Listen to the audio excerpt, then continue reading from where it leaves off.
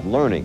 Become part of this excitement today by becoming a friend of South Dakota Public Television, because if South Dakota Public Television doesn't do it, who will?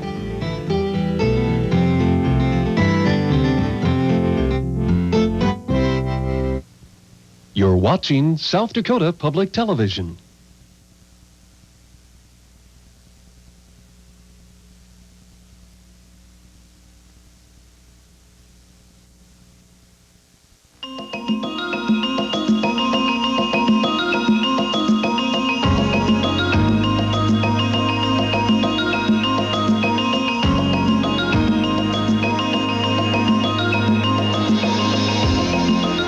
The inauguration of South Dakota's 30th governor took place yesterday, right here in the Capitol building in Pierre.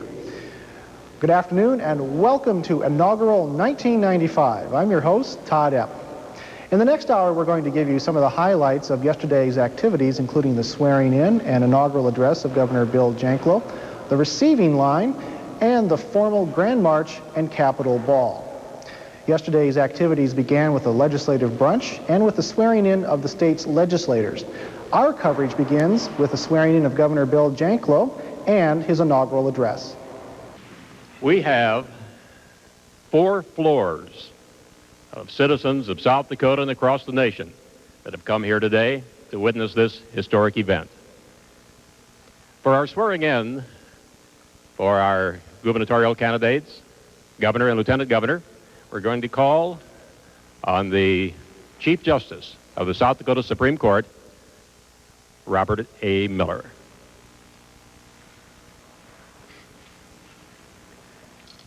To receive the oath of office as our 30th governor of South Dakota on this historic event, he served as our 27th governor in 2 terms.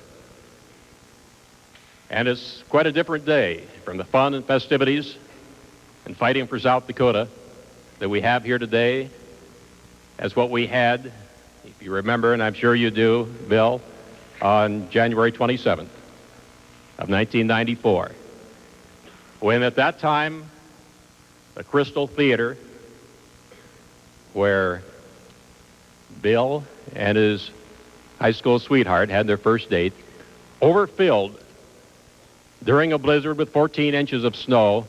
They spilled out onto the streets to send off onto a great campaign that culminated in this day here. But we've made history with Governor Janklow before. You elected him to the highest percentage of votes as Attorney General in the state of South Dakota. In his second term, you re-elected him with a historic 70.9% of the votes, because you know he can get the job done. And so today, we elect a former governor for the first time to be sworn in. He will serve more days and more years than any governor in the history of our state. So let's welcome, if you will please, our 30th governor as he comes to be sworn in, William J. Janklow. And to hold the Bible,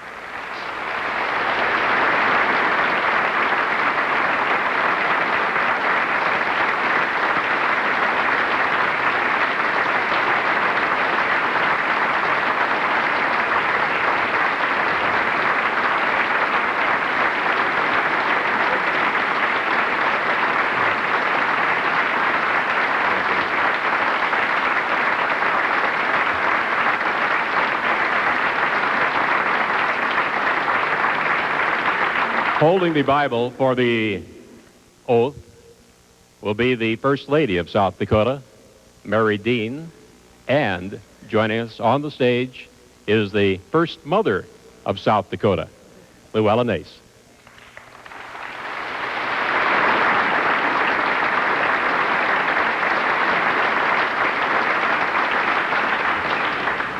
Governor, I'm honored to accept your oath of office. Please raise your right hand and proceed. I, William Janklow, do solemnly swear that I will support the Constitution and the laws of the United States and the Constitution and laws of the state of South Dakota, that I will faithfully perform the duties as governor of the state of South Dakota. So help me God. Congratulations, Governor, and best wishes to you. Thank you.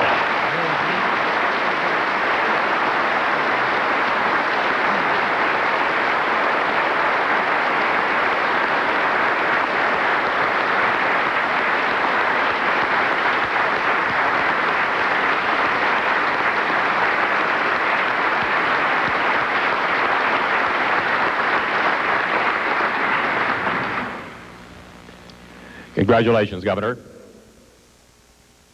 Let's make history again. She's a mom, a teacher, a businesswoman, a pilot, a skier, a scuba diver, and will be the first female lieutenant governor in the state of South Dakota. But she's been the first woman in a number of instances, including the first president of the Rapid City Common Council, of the South Dakota Children's Home Society, of the Rapid City United Way. I think the only time she was ever second, she was the second woman as president of the Rapid City Chamber of Commerce. We are going to make her number one again, the first woman as lieutenant governor of South Dakota today. From Rapid City, would you welcome Carol K. Hillard?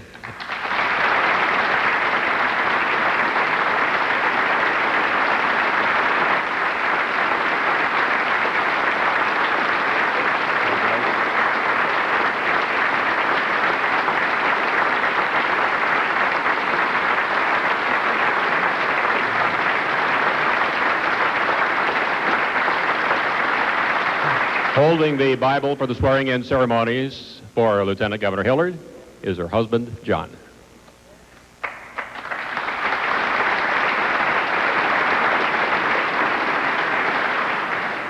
Carol, it's also with great honor to take your oath at this time. It's a privilege for me, and I would ask you raise your right hand and give me your oath. I, Carol Hillard, do solemnly swear that I will support the Constitution and laws of the United States and the Constitution and laws of the state of South Dakota, and that I will faithfully perform the duties of Lieutenant Governor of the state of South Dakota. So help me God. Congratulations.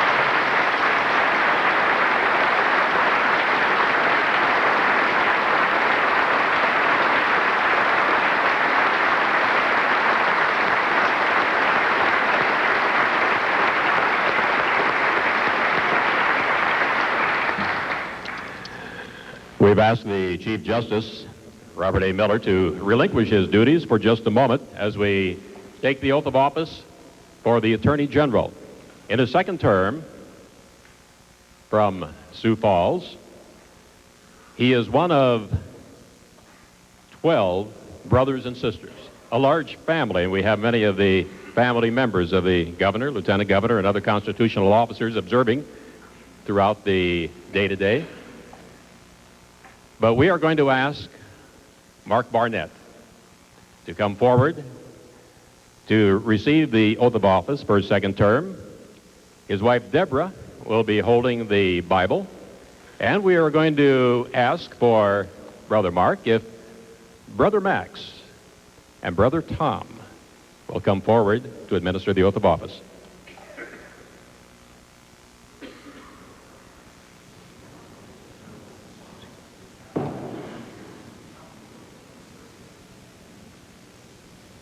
Please raise your right hand and repeat after us. I, Mark Barnett, do solemnly swear I, Mark Barnett, do solemnly swear that I will support the Constitution and laws of the United States that I will support the Constitution and laws of the United States and the Constitution and laws of the state of South Dakota, and the Constitution and the laws of the state of South Dakota, and that I will faithfully perform the duties of Attorney General of the state of South Dakota, and that I will faithfully perform the duties of the office of Attorney General for the state of South Dakota. so help me God. So help me God. Congratulations. Thank you.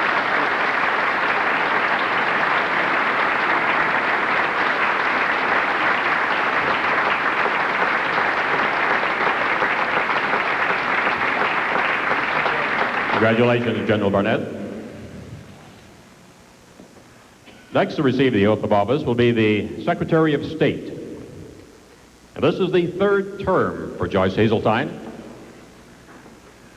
She is president-elect, by the way, of the National Association of Secretaries of State and will host that national group in Rapid City in August as she assumes her position then as their president. She is a Fort Pierre native, and we would like her husband, Dave, to hold the Bible for the swearing-in ceremonies, and again with the presiding judge, Chief Justice Robert A. Miller. This is getting to be an old habit, Joyce. I love it. And I do too. And I'm very honored to have this opportunity to hear your oath and have you administer it. Please proceed. I, Joyce Hazeltine, do solemnly swear that I will support the Constitution and laws of the United States and the Constitution and laws of the state of South Dakota, and that I will faithfully perform the duties of Secretary of State of the state of South Dakota, so help me God. Congratulations.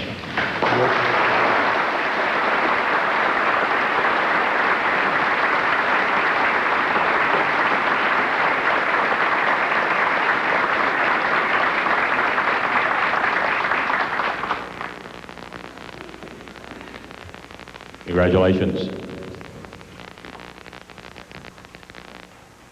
I got a little nervous and forgot to say thank you to the Chief Justice for graciously allowing me to involve my family in the swearing in. Thank you, Chief.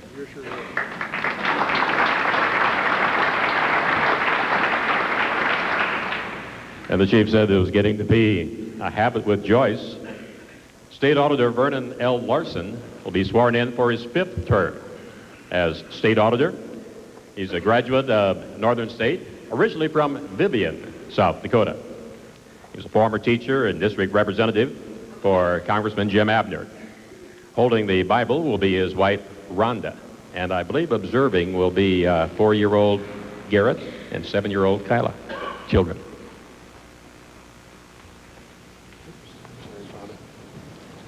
Another old habit, huh? I also am honored to take your oath.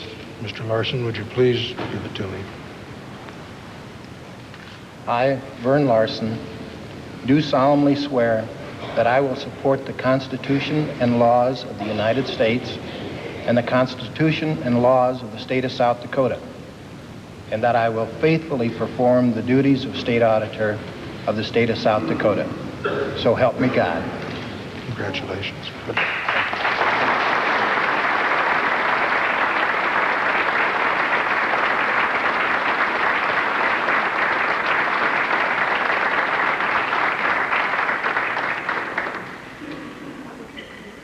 Congratulations, Vernon.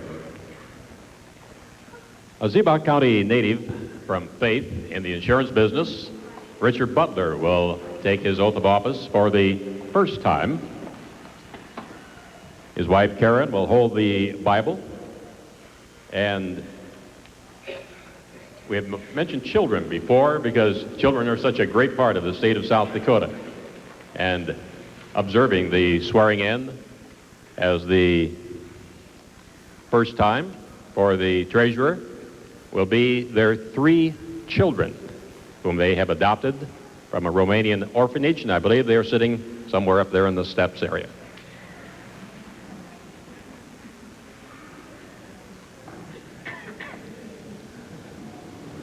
Mr. Butler, it's with great pleasure I accept your oath of office. Would you please raise your right hand and state it for me?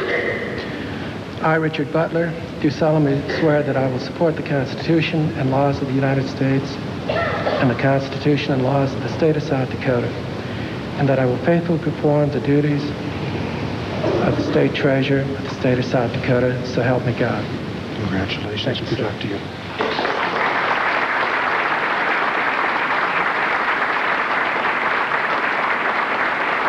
Congratulations, Rich.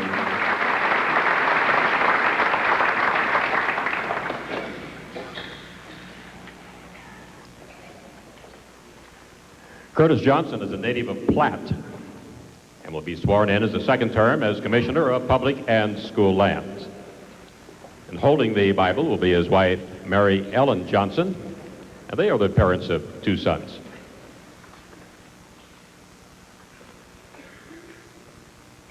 Likewise, it's an honor to take your oath at this time, Mr. Johnson. Raise your right hand and give it to me, please.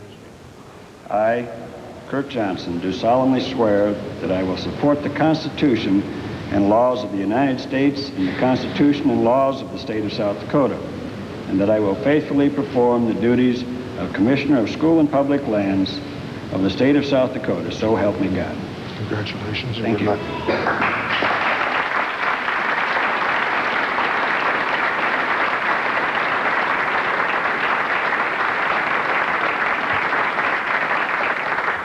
Congratulations, Kurt. Throughout this weekend, especially today with all of the fun and festivities that we are going to have with the various balls and the get-togethers, and we'll tell you a little bit about that later on, of the activities and what the schedule is. But you will notice that we've had support of many, many businesses in the city of Pierre and throughout the state of South Dakota. And one of those supports has been that they have provided cars for our officials so that they may be escorted from one ball to another to the festivities that are going to be going on. Last night they were joking that they had to get the largest car possible with the biggest window, because in the name of each car is the name of the official. And this next lady, Laska Schoenfelder, will have the largest name when you see in those cars. She's from Mount Vernon and will be sworn in as the second term Public Utilities Commissioner, and her husband Mike will hold the Bible.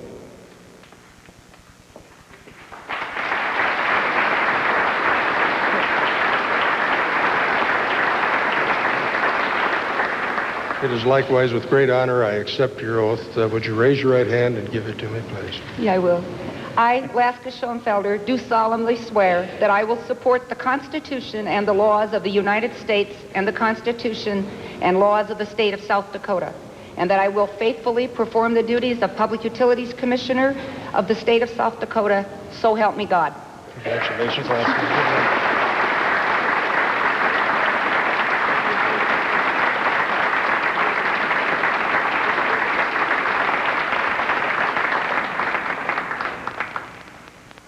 Congratulations, Laska.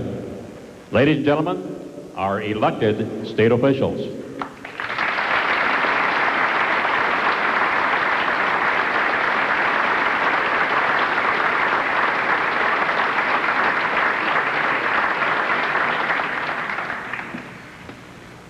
We're going to ask Don Syme of Watertown to step up to the microphone, if you will, please, for our Lord's Prayer.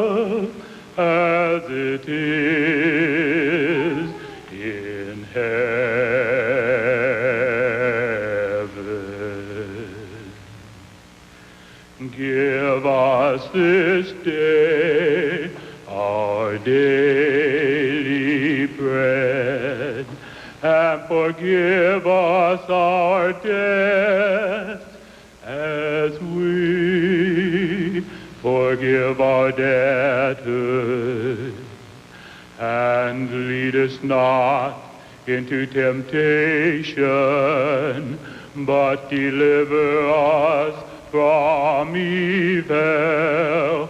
For thine is the kingdom and the power and the glory forever.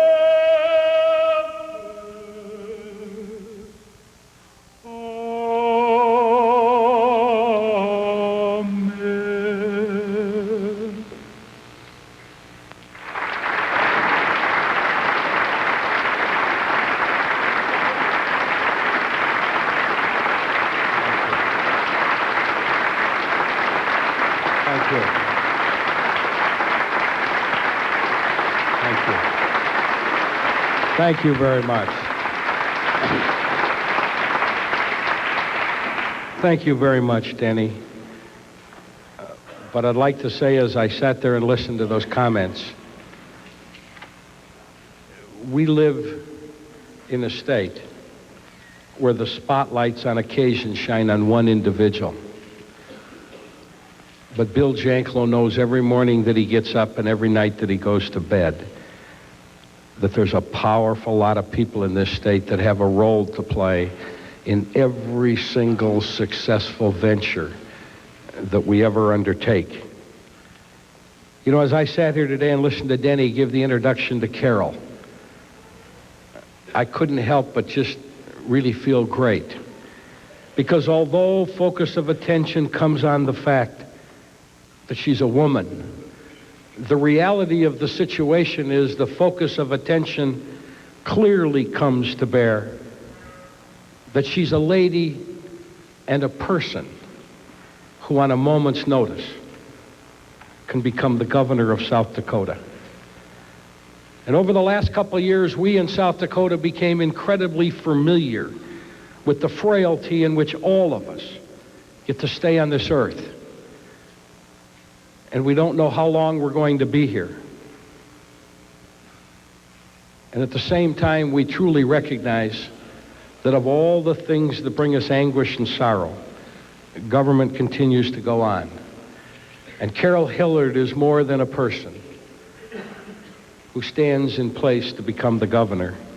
She's a great partner, she's a great friend, and she's truly going to do a great job working full-time as Lieutenant Governor for the people of South Dakota. And Senator Pressler, I'd like to thank you for coming here today, because you epitomize by your presence here today this unique federalism that's the part that America has that no other country in the world has. When our founding fathers sat down and brought this concept together that we have for a nation and the way they conceived the creation of our states, they recognized that there is no such thing as any one government ever that has all the answers or that can propose all the solutions. And we in South Dakota are really very fortunate at this point in time with respect to the Congress, because we have Senator Pressler, who's now the chairman of the Commerce, Transportation, and Space Committee, a committee that's incredibly important to the people of this state and the state. And at the same time, we have Tom Daschle as a United States Senator who's the minority leader in the United States Senate. And we've got Tim Johnson, who is one of the senior members of the Agriculture Committee in the House. And putting the politics aside, we've got a team in Washington that has over 45 years experience in Washington that can go to work and do the things that are important for the betterment of America in South Dakota. You know, as I thought how I would visit with you ladies and gentlemen of South Dakota today, I couldn't help but think back to really what I always refer to as my South Dakota roots in Flandreau. As a bunch of our Flandreau friends came over and visited last night, and as we joked and kidded around the house, I couldn't help but think how important they epitomize again what we call our unique relationships and our friendships in South Dakota. Because other things come and go, but the friends you meet in life are with you in victory and in defeat. And they're with you in success and failure, and happiness and tragedy. And I couldn't help but think back to this Flandreau that I knew back in the 50s. And it could have been New Effington, or it could have been Edgemont, it could have been Sisseton or North Sioux City, or anything in between. Because all of your communities are the same as our Flandreau was. It was Norman Rockwell's America. We had a popcorn stand on Main Street where on Saturday night everybody filed in to get their popcorn and hung around at the end to try and get the old maids. We had a little movie theater that Denny referred to as the Crystal Theater, where most of us pretended to go watch a movie. It was truly a community where the G.I. Joes and the Rosie the Riveters from the Second World War created a lot of baby boomers. We lived in a time back then in Flanders in the 50s when a guy named Nikita Khrushchev said he would bury us. And none of us took it very seriously from a guy who looked like one of the Three Stooges. Our parents really anguished over the music that we liked. We called it rock and roll. They were hoping that it was just a passing fad that would come and go very quickly. And in the 50s, when we grew up, real cars had tail fins, but real men did not wear ponytails or earrings. It was a place, frankly, where Bill Janklow occasionally dropped into high school.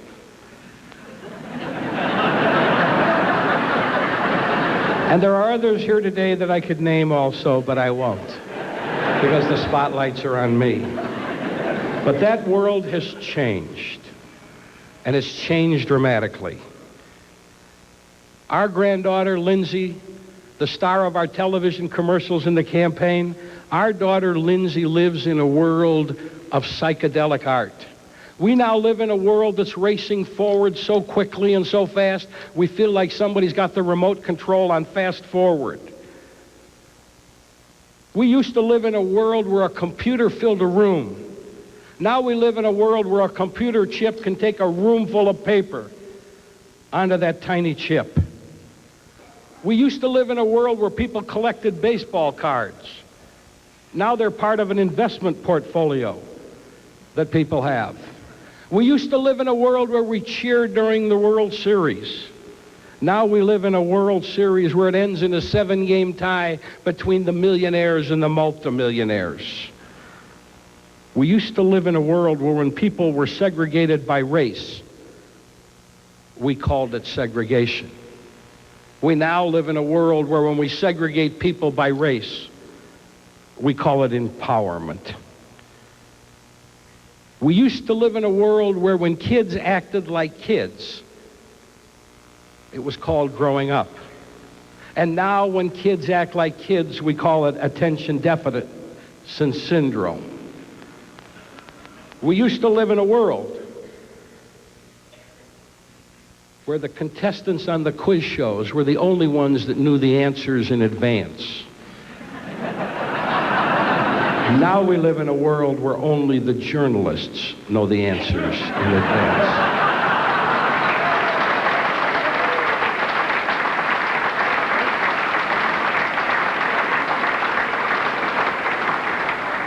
We used to live in a world where we'd see Elvis Presley on television.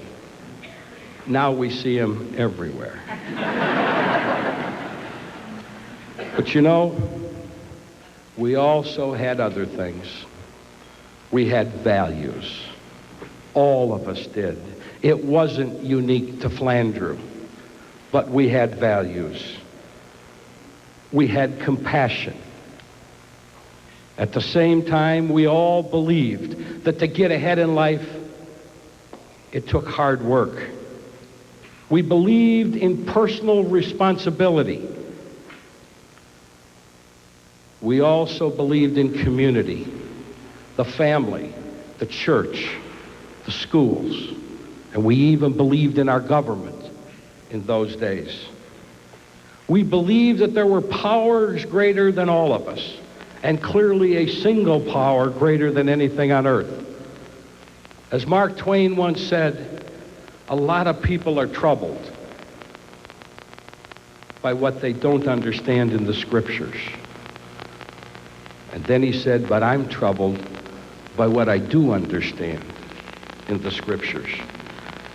We lived in a world in those days where we knew our neighbors and we knew our neighborhood, and we were proud of where we lived. And again, that epitomized where all of us came from, no matter what community we were in. Today, our values have not changed, but they're under incredible stress. When they put garbage on television, it's now called entertainment. When you put manure in a book, it's called literature. And when you put pollution on a canvas, it's called art. Times attempt to change values, but they really will never change. We also lived in a time back in those days when, as I said, we believed in government, and we believed in the inherent good of government to do things for us as people. And government did great things in those days. It provided great community education in all of our communities. It built great dams on the Missouri River to tame the mighty Missouri River from the ravages of flood and to create opportunities. Government did good things, like giving polio shots to children in schools to make sure that every student had the opportunity to escape that dreaded virus. And at the same time, it did big things. Like when President Eisenhower proposed and the Congress adopted the National Defense Highway Act that became the forerunner of the interstate highway system that we have in America. Today, in 1995, we have more people employed at the federal, state, and local government union than we have employed in manufacturing in America. When Abe Lincoln created the Department of Agriculture, we had one agriculture employee for every 227,000 farmers in America. By 1900, it was one agriculture department employee for every 1,694. And today, we've got one U.S. Department of Agriculture employee for every 16 farmers in America. Times have changed. Last year, the national government's Office of Management and Budget determined that businesses in America spent 5 billion hours the previous year just filling out and doing the paperwork that's required to comply with federal regulations. We live at a time when it appears in certain circumstances that welfare facilitates poverty instead of help to eliminate it. We live in a time when a lot of us believe that prisons are graduate schools for criminals instead of a place where you go to be punished and to contemplate and deal with rehabilitation. We also live during a period of time when we don't believe that might makes right, but we do believe that the might of principles are the types of things that can drive you forward as a mighty example to the rest of the world. You know, a few years ago, I had the rare privilege of heading up the American delegation to monitor the elections in Haiti. It was an awesome experience that I honestly got to go through, because what I got to see were people lining up by the thousands in their Sunday best to go out and vote in a free election when they'd never had that opportunity before. And it was truly an exciting thing to see. And a couple months later, I was asked by President Bush to head up the American delegation to go monitor the elections in El Salvador. And once again, I saw people exercising this rare privilege that you and I have taken for granted in America for 200 years, to go exercise the right to select their leaders after the rhetoric and after the debate was over. And we can talk about Norman Rockwell's America, but it isn't here anymore. But its value system is.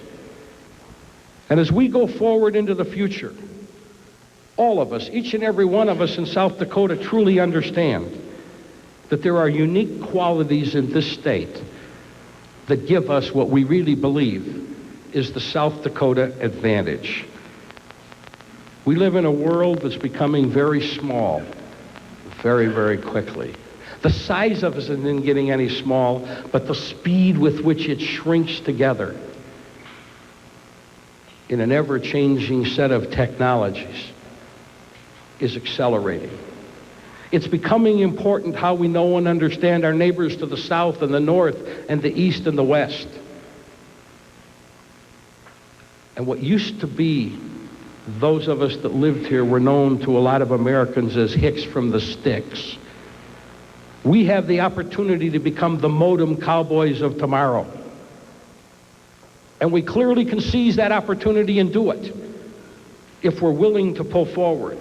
Because our South Dakota advantage tells us that we are realistic. We're not an unrealistic people. Occasionally in our rhetoric we get that way, but in reality we're not. We analyze our problems. We look at our options. We debate the solutions. But we're still a society that once the debate is over and the examination's done, we make the tough choices and the tough decisions that we have to make to solve our people's problems. Because that is the government's ultimate responsibility in representative government. We in South Dakota understand that one of our South Dakota advantages is that government is an advocate for people. Not the institution of government, but those that represent people in government. Every single one of us, whether we're in or out of office, have a responsibility to make sure that we understand that God created every single human being in God's image. And that there's no person ever that's a lesser human being because of any disability they may have been born with or accumulated in life, or what color their skin was, or what sex they were born to, or what gender they happened to be. We in South Dakota understand that. And government can't pass edicts that mandate it. What governments can do is set an example for everybody else. So that if government is going to be criticized, it's for doing the right thing and not the wrong thing. We in South Dakota understand, as part of our South Dakota advantage, that we have compassion. We know that everybody doesn't start off with the same circumstance in life, and that we've got a unique responsibility to make sure that everybody has the opportunity, and I emphasize the word opportunity, to develop themselves to their greatest potential.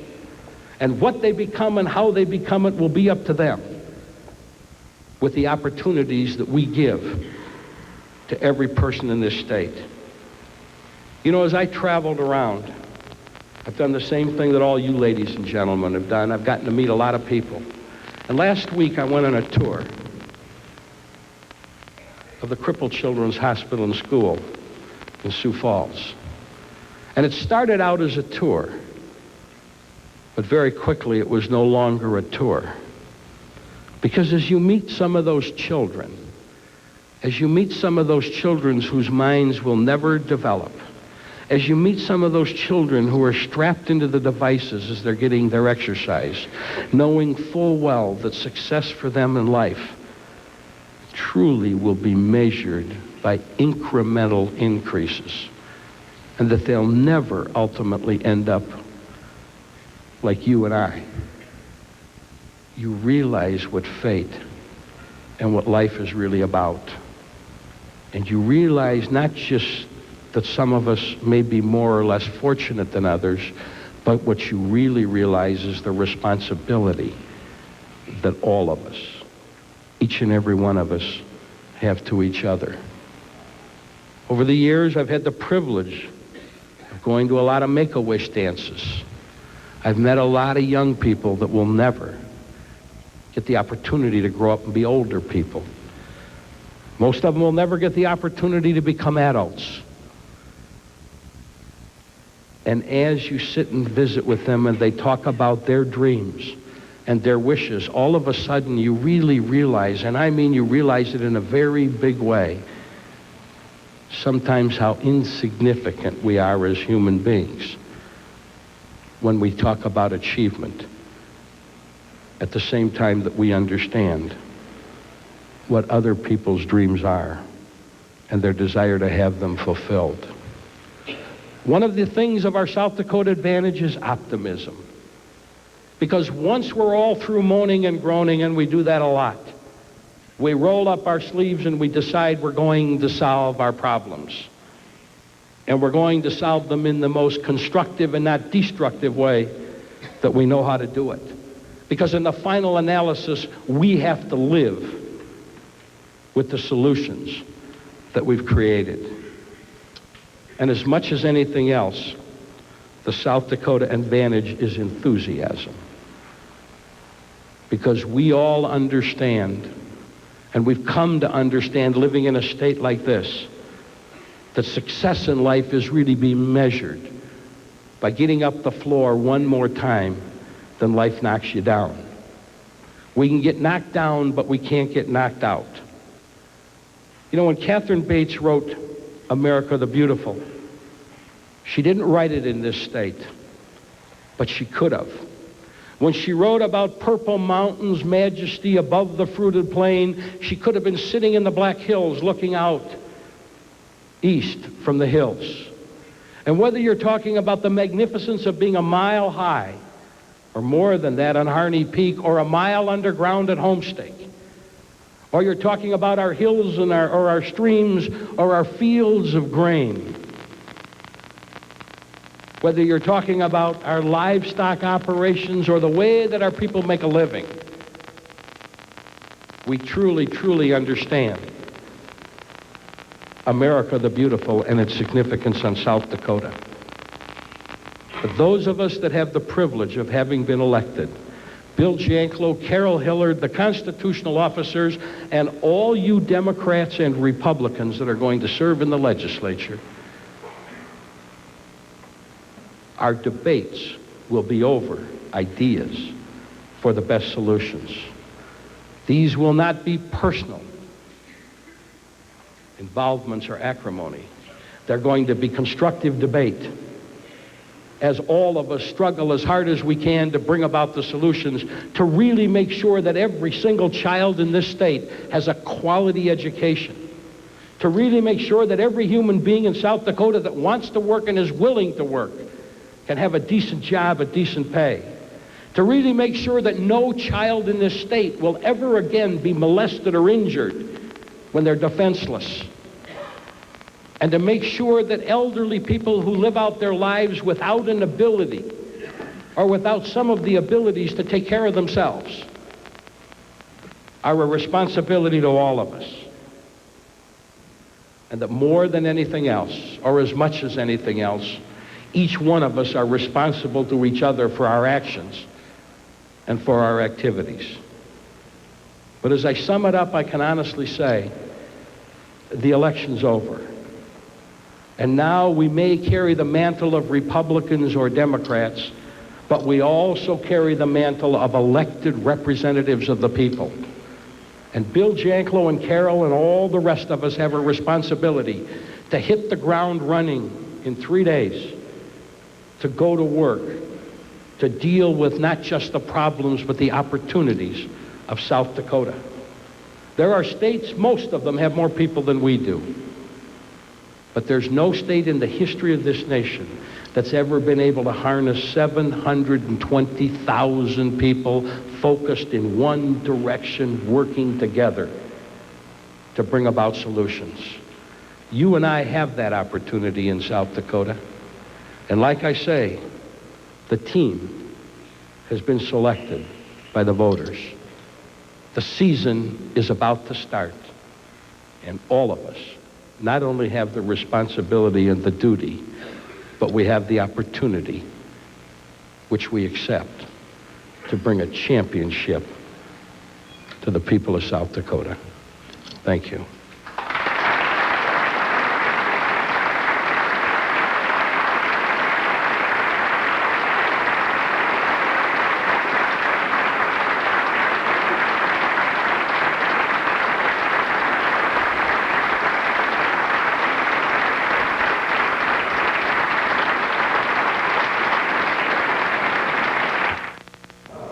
Following the inaugural address, well-wishers joined the receiving line right here on the first floor of the state capitol building.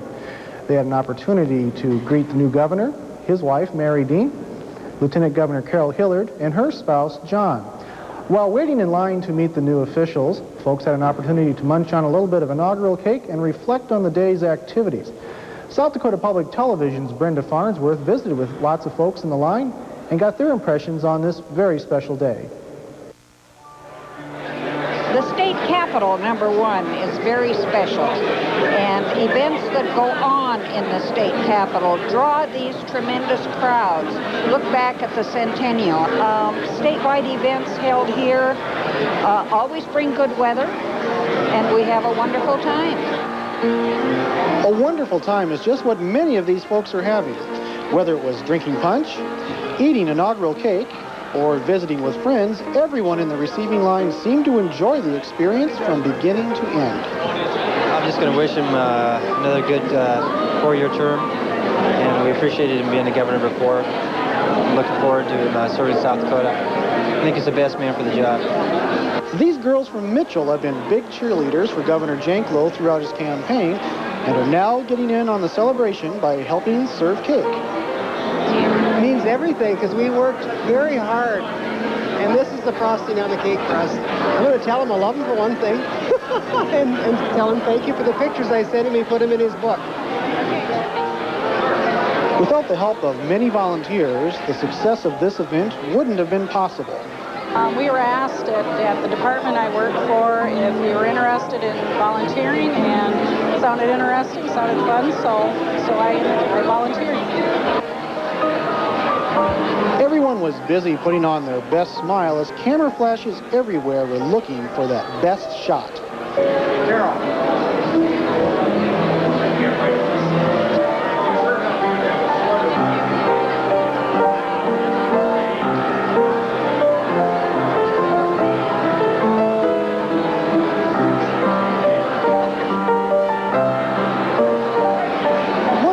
Made this inaugural different than any of the others for the Janklows was the addition of granddaughter Lindsay.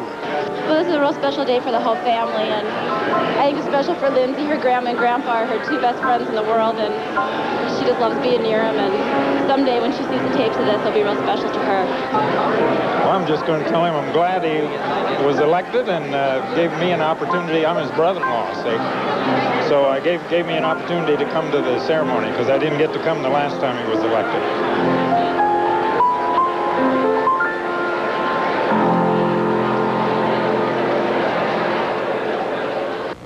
Later in the afternoon, there was an art show, and a bevy of hot air balloons lifted off from Hilger's Gulch, just north of the state capitol building. By 7 p.m., however, the order of the day was tuxedos and formal evening wear. And all eyes turned to the grand staircase, and the spotlight was on Governor Janklow and his family. The University of South Dakota Jazz Band transformed the Capitol Rotunda. South Dakotans dressed in their very finest swayed and whirled across the dance floor. It was a time to enjoy. The Honorable Carol K. Hillard, first female Lieutenant Governor, and John Hillard.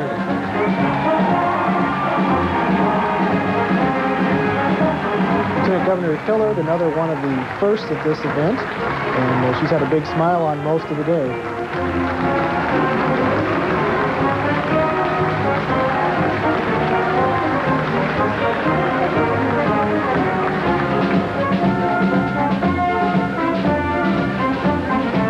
Ms. Shauna Janklow and Jim Hagan. Shauna is the governor's daughter, and Jim Hagan has been a very important aide to Governor Janklow in the campaign.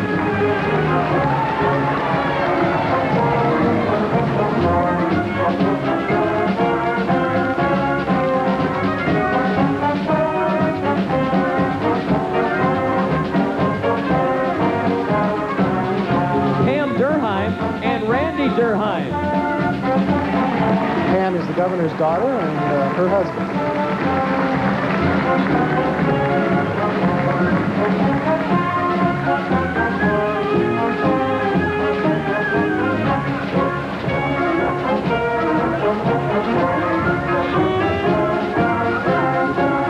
Russell Janklow, Mary Janklow, and Lindsay Janklow.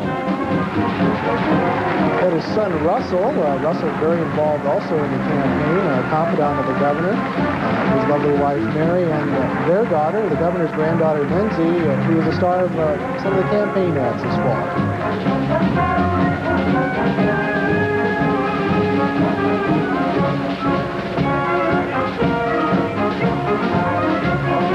Ladies and gentlemen, the Honorable William William J. Janklow, 30th Governor of South Dakota, and Mary Dean Janklow, First Lady of South Dakota.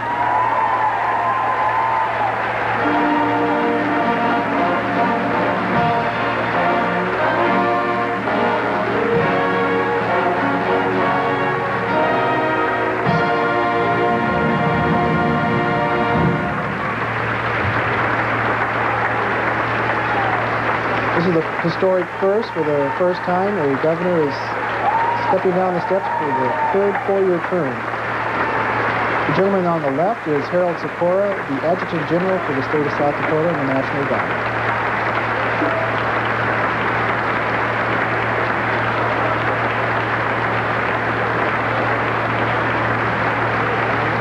Ladies and gentlemen, I would like to invite our new 30th Governor of South Dakota, Bill Janklow, and the First Lady, Mary Dean, to grace us on the dance floor for the first dance of the evening. We all know how Bill loves to dance.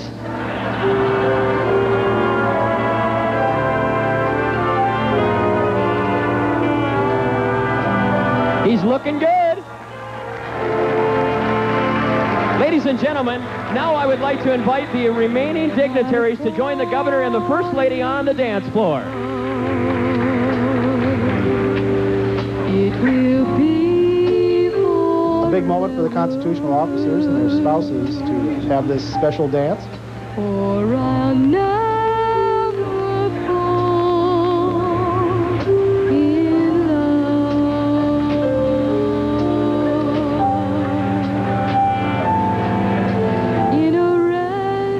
There in the middle of your screen is new State Treasurer Dick Butler and his wife. Ken Stopford and his wife. To the right.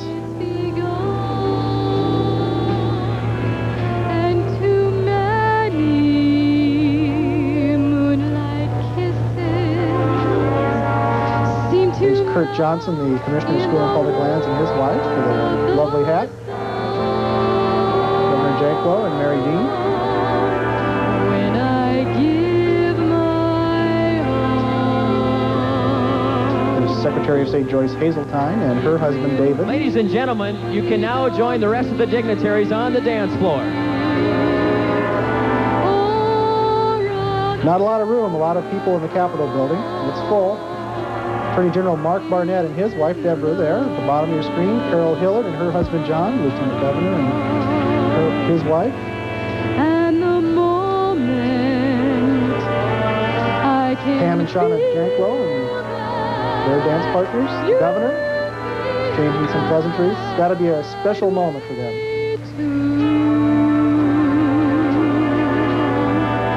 I will give my heart to you. Chief Justice Robert Miller and his wife talking to Dick Butler, Treasurer. Interesting time where all these folks can literally rub elbows with each other. Harvey Crotchin, the new Speaker of the House from Spearfish. Jim Byrd, Public Utilities Commissioner, and his daughter. Once again, Joyce Hazeltine, Secretary of State. Justice Sabers and his wife.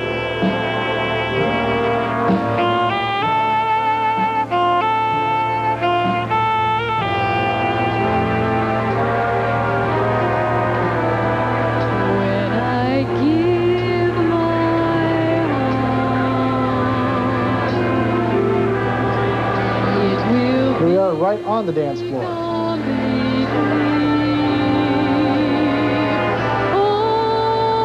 Dick Butler once again.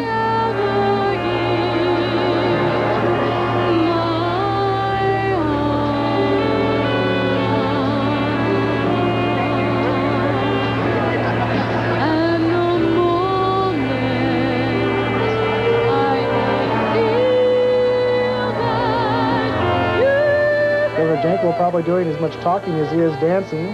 Opportunity to get real close to the governor. Congratulate him one more time. Jim Hagan and the governor's daughter.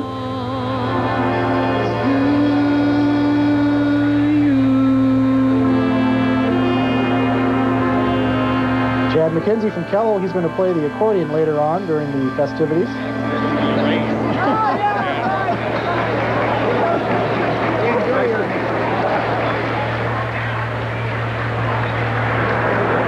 little break, wait for the next number.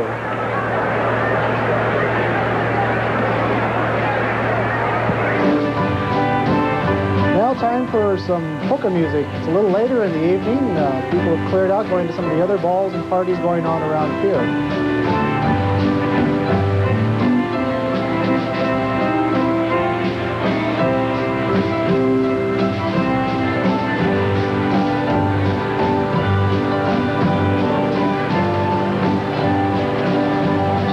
In the middle of the dance floor, a leader of the Republican Party in the House.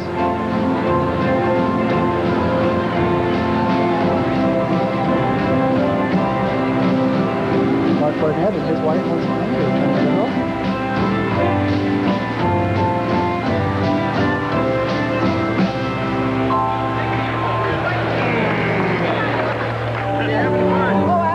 Joyce Hazeltine, Secretary of State. Jerome Lammers, former Republican leader in the House. Keep getting better, yes. Okay. And Governor Janklow kept trying to leave, but everyone wanted to say hello, and finally he was able to make it to some of the other balls going on in here. After the Capitol Ball, celebrants could attend 2 other balls in Pierre.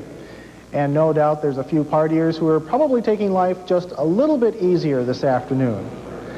This concludes our retrospective of inaugural 1995. We hope you liked it. We'd also like to add our congratulations to Governor Bill Janklow and to all the other officials who were honored yesterday during the festivities. For everyone here at South Dakota Public Broadcasting, I'm Todd Epp. Thanks for watching. So long.